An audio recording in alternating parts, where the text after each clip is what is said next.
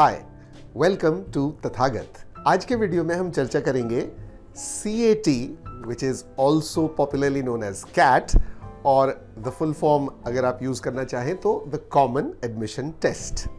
Now, as I like to call it, CAT is the mother of all B school examinations in India. एक तो ये बहुत respectable exam है, दूसरा India के सबसे बड़े बड़े बी स्कूल्स या MBA कॉलेजेस इसी परीक्षा के स्कोर को एक्सेप्ट करते हैं। और इंडिया जैसे देश में जब बी स्कूल्स के लिए बच्चे तैयारी करते हैं, एंट्रेंस एग्जाम्स की तैयारी करते हैं, तो स्टैंडर्ड कैट के सिलेबस को ही माना जाता है। सो आज के वीडियो में हम डिटेल में देखेंगे कि कॉमन एडमिशन टेस्ट से रिलेटेड क्या इंफॉर्मेशन है जो आप सभी बच्चों को पता होना चाहिए, जो भी इन परीक्षाओं के लिए तैयारी कर रहे हैं। whoever is aspiring for a good B school should know exactly what this so-called enemy has in store for you. तो सबसे पहली बात, कॉमन एडमिशन टेस्ट को कंडक्ट IIMs करते हैं। IIMs मतलब इंडियन इंस्टीट्यूट ऑफ मैनेजमेंट, भारतीय प्रबंधन संस्थान। और अभी करंटली इंडिया में 20+ IIMs की ब्रांचेस हैं। The top most being IIM Ahmedabad, IIM Bangalore, IIM Kolkata, IIM Lucknow, IIM Indore, IIM Kozhikode और IIM शिलोंग। ये 7 IIMs टॉप मोस्ट IIMs माने जाते हैं। इसके अलावा 12-13 और ब्रांचेस हैं IIMs की, एंड IIMs अपने ब्रांचेस अलग अलग शहरों में और ज़्यादा एक्सपैंड कर रहे हैं। तो अभी फ़िलहाल को अगर स्टैंडर्ड मानेंगे तो 20-21 ब्रांचेस फंक्शनल हैं IIMs के, पर टॉप मोस्ट IIMs वही 7 IIMs हैं जिनका नाम मैंने आपको बताया। IIMs के अलावा 100+ ऐसे बी स्कूल्स हैं इंडिया में या MBA कॉलेजेस हैं जो कैट परीक्षा का स्कोर एक्सेप्ट करते हैं। आइए जानते हैं इस परीक्षा को लिखने के लिए बेसिक मिनिमम एलिजिबिलिटी क्राइटेरिया क्या क्या है। सबसे पहली बात, एजुकेशनली आप एक ग्रेजुएट होने चाहिए। आप किसी स्टैंडर्ड इंस्टीट्यूशन से इंडिया के आपने ग्रेजुएशन कंप्लीट की होनी चाहिए, और ग्रेजुएशन में आपके मिनिमम 50% मार्क्स ज़रूर होने चाहिए। जिन बच्चों के पास SC ST PWD का अलग से रिजर्वेशन है, उन बच्चों के लिए मिनिमम 45% मार्क्स ग्रेजुएशन में स्कोर होना ज़रूरी है। इसके अलावा ज़रूरी नहीं है कि आपने ग्रेजुएशन कंप्लीट कर रखा हो। अगर आप अपने ग्रेजुएशन के फाइनल ईयर या पार्ट 3 जिसको बोलते हैं, या पार्ट 4 कुछ केसेस में बोलते हैं, उसमें पढ़ाई कर रहे हैं, तो भी आप कैट परीक्षा लिख सकते हैं।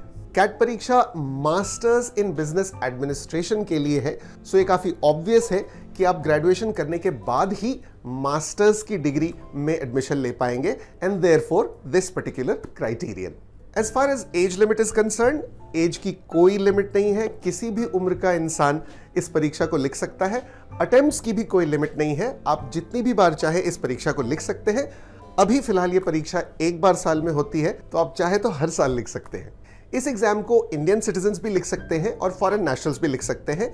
कई बार फॉरेन नेशनल्स के लिए कुछ एडिशनल रिक्वायरमेंट्स होती है, जो जिस साल परीक्षा होने वाली है उसके नोटिफिकेशन में क्लियरली स्पेसिफाई कर दी जाती हैं कि ये रिक्वायरमेंट्स हमें एडिशनली चाहिए होंगे अगर आप एक फॉरेन नेशनल हो। कुछ और बातें जो आपके लिए जानना बहुत ज़रूरी है इस परीक्षा को लिखने के लिए, वो ये हैं कि इस एग्ज़ाम को, जैसे मैंने आपसे बताया था, IIMs कंडक्ट करते हैं, Indian institute of management conduct करते हैं। ये परीक्षा इंग्लिश में होती है, यानी आपका ग्रेजुएशन का या स्टडीज़ का ओवरऑल मीडियम कुछ भी रहा हो, उससे कोई फर्क नहीं पड़ता। ये परीक्षा इंग्लिश में ही कंडक्ट की जाती है। So the entire question paper will be in English. ये एक ऑनलाइन परीक्षा है, यानी कंप्यूटर बेस्ड परीक्षा है। आप इस परीक्षा में पेन एंड पेपर वाला क्वेश्चन पेपर नहीं रिसीव करेंगे। ये आप एक ऑनलाइन कंप्यूटर पर आपके सवाल आएंगे, उनको आपको सॉल्व करना होगा। आंसर भी आपको ऑनलाइन ही सबमिट करना होगा। हाँ, क्वेश्चन सॉल्व करने के लिए आपको पेन पेपर की सुविधा अलग से ज़रूर मिलती है। परीक्षा 2 घंटे की होती है और इसमें मल्टीपल चॉइस क्वेश्चंस आते हैं। कुछ क्वेश्चंस अभी पिछले कुछ सालों से नॉन MCQ भी आते हैं। MCQ मतलब मल्टीपल चॉइस क्वेश्चंस। सो कुछ क्वेश्चंस ऐसे आ रहे हैं कुछ सालों से कैट में, जिनमें आंसर्स के लिए ऑप्शंस अवेलेबल नहीं होते। आपको खुद ही वो आंसर की इन करने होते हैं, जिसके लिए स्क्रीन पर सुविधा उपलब्ध होती है कि इसके लिए आप आंसर जो है वो टाइप कर सकते हैं। और ये एग्जाम की मार्किंग स्कीम में छोटा सा ट्विस्ट है, जो ग्रेजुएशन तक मोस्टली हम लोगों ने नहीं फेस किया होता। इस एग्जाम में नेगेटिव मार्किंग भी होती है।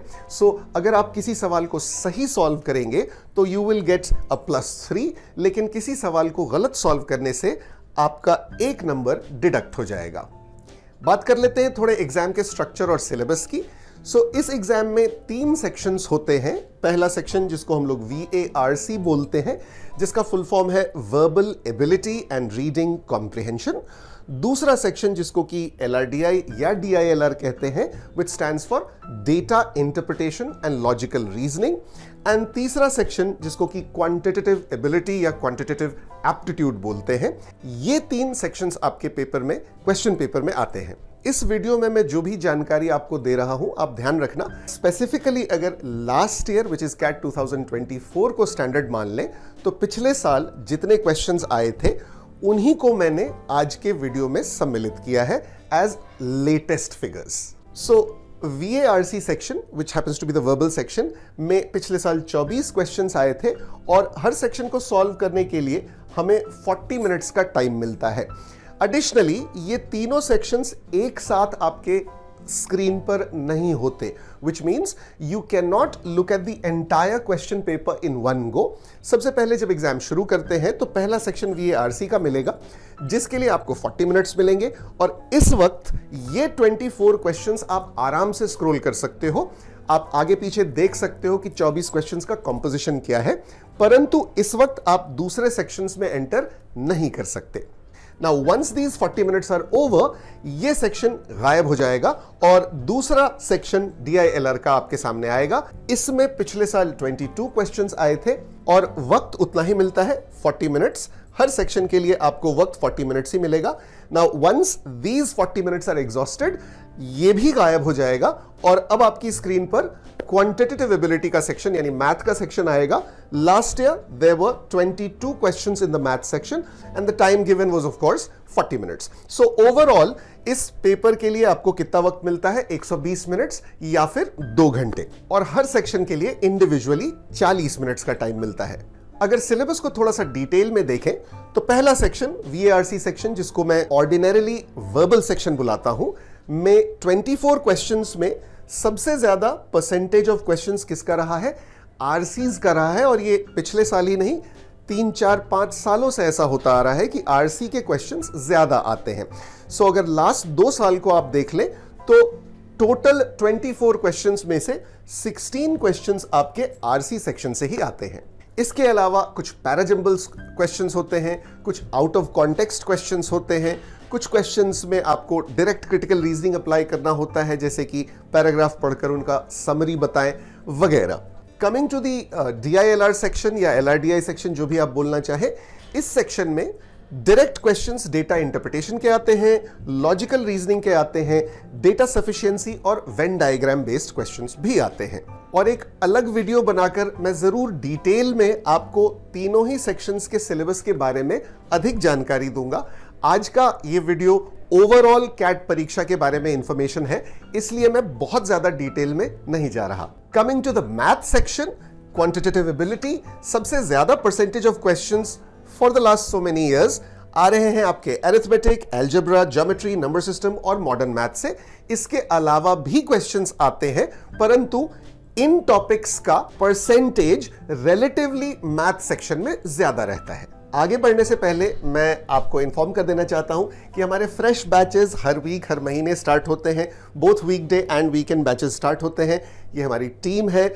आप अगर हमारे साथ पढ़ाई करना चाहते हैं, हम सारे ही बी स्कूल से रिलेटेड कॉम्पिटिटिव एग्जाम्स के लिए तैयारी करवाते हैं। तथागत आज ऑलमोस्ट 17.5 ईयर्स से एग्जिस्टेंस में है और हमारे बच्चों की सक्सेस स्टोरीज बहुत अमेजिंग रही है। हमारे यहाँ पढ़ाई अगर आप करना चाहते हैं, अगर हमसे जुड़ना चाहते हैं, तो आप आराम से इस नंबर पर कॉल करके हमारे साथ एक काउंसलिंग सेशन बुक कर सकते हैं और हमारे साथ पढ़ाई कर सकते हैं। हमारे बैचेस ऑनलाइन भी होते हैं, ऑफलाइन भी होते हैं। आप जिस कैपेसिटी में चाहे हमसे जुड़ सकते हैं। तथागत में काफ़ी कॉम्प्रिहेंसिव तरीके से पढ़ाई की जाती है। ना सिर्फ आप कैट और सारे ही जितने मैनेजमेंट एंट्रेंस टेस्ट होते हैं उन सब के लिए खुद को प्रिपेयर कर रहे होंगे, बल्कि हमारा जो ग्रुप एक्सरसाइज और पर्सनल इंटरव्यू के सेशंस होते हैं और वैट के सेशंस होते हैं वो भी बहुत अमेजिंग होते हैं। इस पूरे जर्नी को एक्सपीरियंस करने के लिए जल्दी से हमारे साथ प्रिपरेशन शुरू कीजिए। आप इस नंबर पर कॉल करके अपने लिए एक काउंसलिंग सेशन तुरंत बुक कर सकते हैं। चलते हैं कुछ important dates as far as the cat exam is concerned पर।